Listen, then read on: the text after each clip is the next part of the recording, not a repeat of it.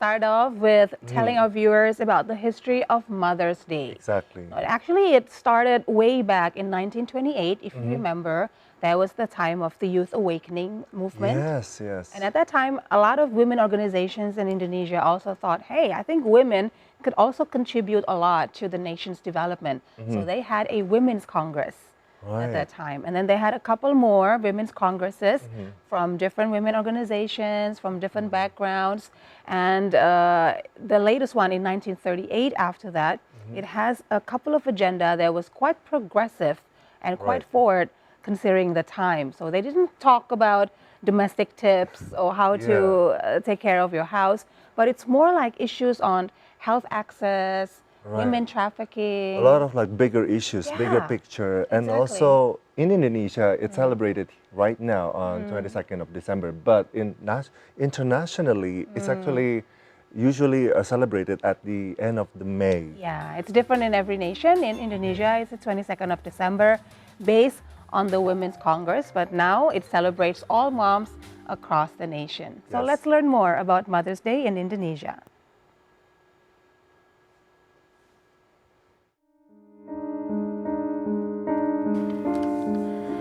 National Mother's Day, commemorated annually on December 22nd, serves as an important moment to reaffirm the historical role of Indonesian women in nation building. The observance did not emerge from a purely ceremonial tradition, but from a strong foundation of nationalism and collective awareness among women regarding the importance of unity, education, and independence. Unlike Mother's Day celebrations in many other countries, Indonesia's National Mother's Day carries a deep historical and ideological significance, positioning women as active agents in the nation's struggle.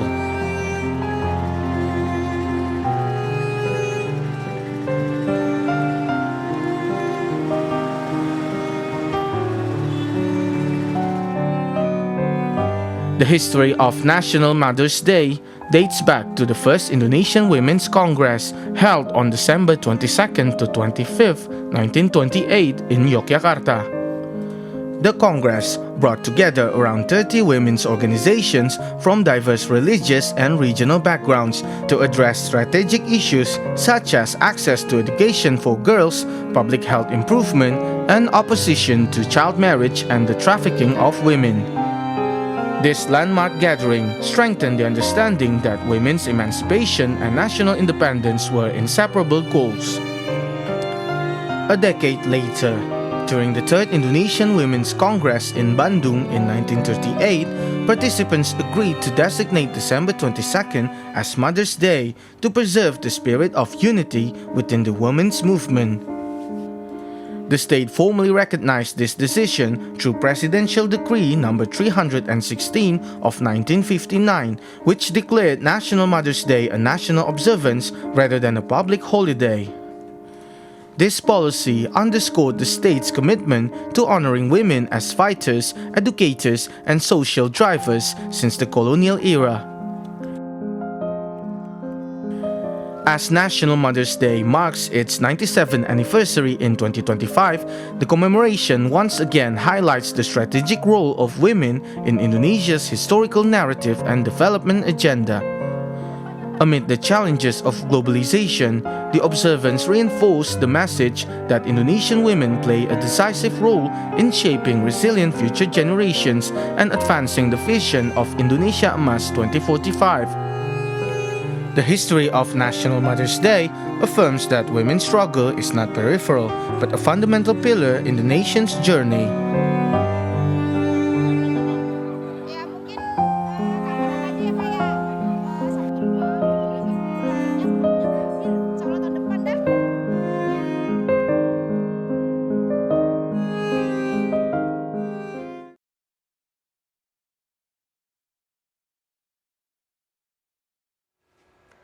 So there you have it. That's the history behind the commemoration of Mother's Day in Indonesia.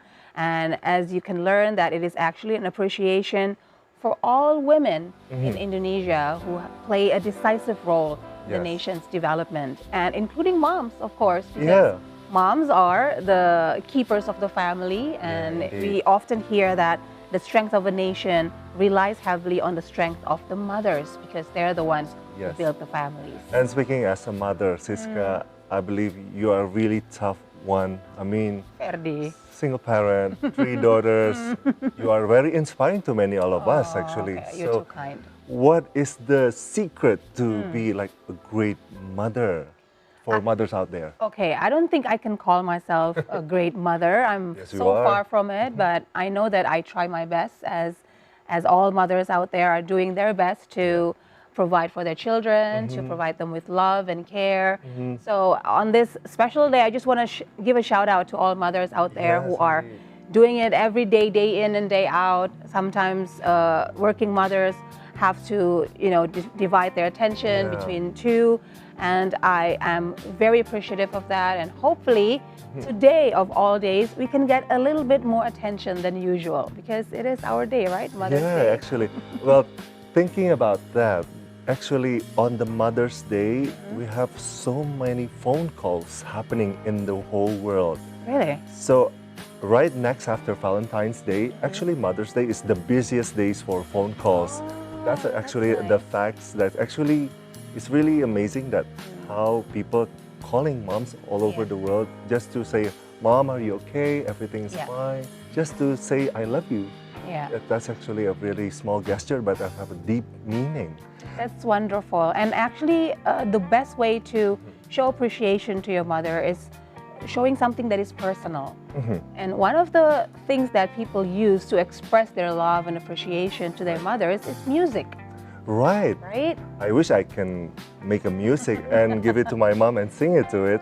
And actually, there's one way to make this happening, which is inviting a very special guest today, which is a vocal coach and also a music producer that's actually really inspired kids to make song and sing to their moms. Okay, let's invite this very special guest. Okay, before we invite the special guest, we first want to show a very special video music that can tell you more about what this special guest is doing Yeah. to appreciate Mother's Day. Let's take a look. It's very beautiful and heartwarming song and perfect for this wonderful Mother's Day. Yes. And so why don't we just invite the person behind the song, which is Hairis Yoga, the vocal coach and also composer. Please welcome Mr. Hairis Yoga. Mr. Hairis Yoga, the writer, composer of Mamaku Matahariku. Mamaku. Hello, good morning. Good morning. Nice to have you here Welcome today. to our studio. Please take a seat. Thank you so much for taking time to join us this morning. My pleasure. Happy to have you back here. Hairis. Yes. So first of all, happy Mother's Day. We are celebrating a Mother's Day in Indonesia. Happy Mother's Day. Yes, to you. thank you. And that is why we have you here to feature one of your songs that you've written, Mamaku Matahariku. Such a sweet, heartwarming song. Please tell us first about who are the children who sang Mamaku Matahariku. Okay. So the children are my vocal students. So actually, I released this song first was in 2022 on Mother's Day 2022. Oh, okay. So at that time, it was a solo sang by Salendra, one of my first vocal students, which came to me during COVID in Okay. 2020. Yeah. So we have 2 years of vocal lessons, and then we created some, like he was my muse to make children's song, Indonesian children's song. So we make, so Mamaku Matahariku was the 3rd song that I wrote for him. So at first she sang solo and we released on the digital platform. And then during the time, so from 2022 until now, I have other students coming in. So yeah, this year, so I met Gigi, I met Tamar, and the latest, I met Bella at the beginning of this year. So yeah, so it inspired me to like recreate the songs into a different format. Okay, so that's actually the main inspiration toward the song. But I was curious that do you have any observations or research about the relationship between the children and their mothers for this song? Yeah, because first I think with Salendra it was like COVID time, so I never met him. So only kid which have their own has their own characteristic, right? And a different personality. But yeah, the closeness to the mom might different from kids to kids, right? Okay. But yeah, the closeness was already there. So it inspired me to, oh, wow, maybe it will be beautiful to tie them up together, to bound them together, to recreate the songs into a different format. Okay. Yes. Now, Mamaku, Matahariku, my mother, my sun. Yes. Sun as in sun in the sky, yeah. Yes. Sun, yeah. Maybe you can elaborate more and tell us what do you mean exactly by that title? Oh yeah. It has been 3 years, since this inspiration came to me.